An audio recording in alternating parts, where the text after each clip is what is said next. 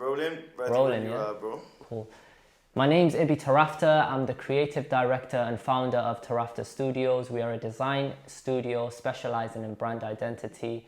We've designed many different things, from logos to social media campaigns to apparel and merchandise.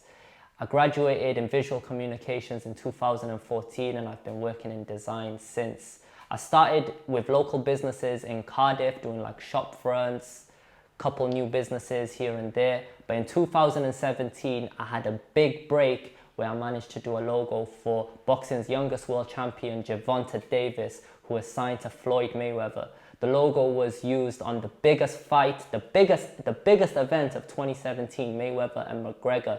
And it was the first time my work was seen on a global platform. So that really just changed everything for me, changed my whole career. After I graduated in visual communication, I really, I didn't want to work for anyone. I wanted to just be a free agent, work for myself, do my own thing, because I always believed that creativity is freedom, so you have to be free. And I think what I had vision, like no one else had vision. I could see something that other people couldn't see. I think like after you finish university, you want to like go out into the big world. You want to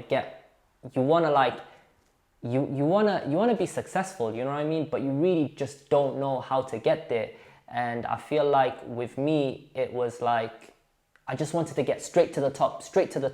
Because I was looking up to the Americans, I was looking up to the USA, all of the athletes, the musicians. That was kind of like my, that was my inspiration.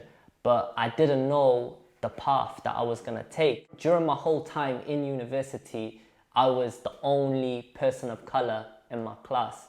But to be honest, I didn't really like look at it as like, oh, I'm the only brown person, because one key thing is my role models. Like I looked up to the Jay-Z's, the Floyd Mayweathers.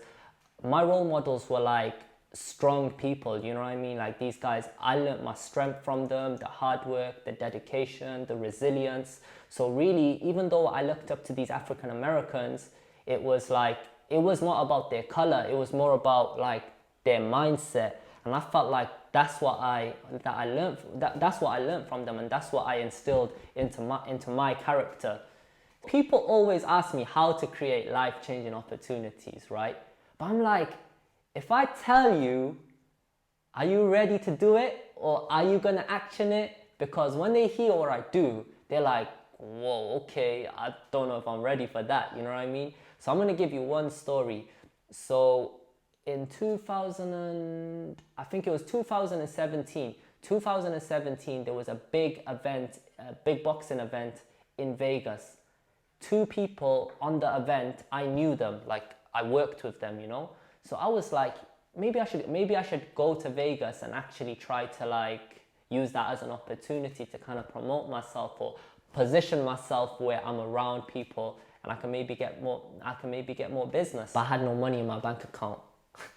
So I rang my friend. I was like, yo, basically there's an event in Vegas. I want to go. I've worked with both of the guys. I think it's a great opportunity for me to go there and network and promote myself. I was like, can you lend me some money? So my friend, he lent me £1,000. I paid for myself. I paid for my girlfriend. Boom. We went to Vegas. Yeah, imagine this. I got no money. I borrowed money to go to Vegas because I felt like it would position me. It would position me in a place where I can get opportunity. And I didn't know what I was gonna get when I went to Vegas. Like I could have went there and I could have met nobody and nothing could have happened and I could have come back with like £1,000 debt, right? But I went there and randomly I was backstage and some guy approached me and he's like, hey, I know you.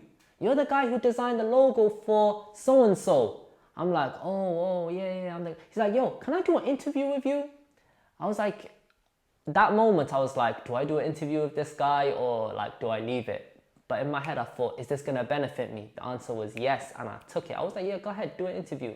And that guy, he done the interview with me and that was it. Like, I didn't know what was gonna happen with the interview, but he was working for a big boxing media company. So he put the video out on YouTube.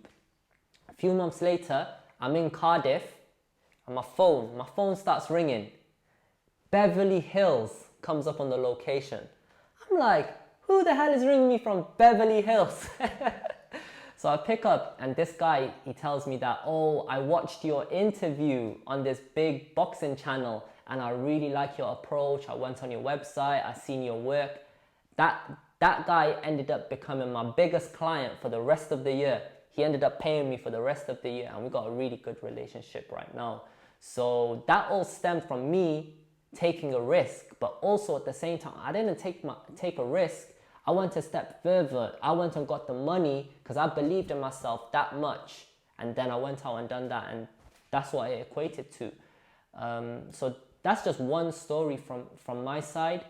But taking risks, ever since that, I've been taking risks all the time. You know, it's become part of my nature. The first thing that I put up in the studio is this poster right there on the wall. I felt like it sets the tone because taking risks give me the most success in my life. So I felt like this studio kind of needed to represent that. At the end of the day, I can only give you so much advice. Ultimately, it's up to you guys to go out there and take action. Find what works for you. Everyone is different. Everyone's got a different route. Everyone's got a different process. I'm from a small city. I'm brown. I had no handouts.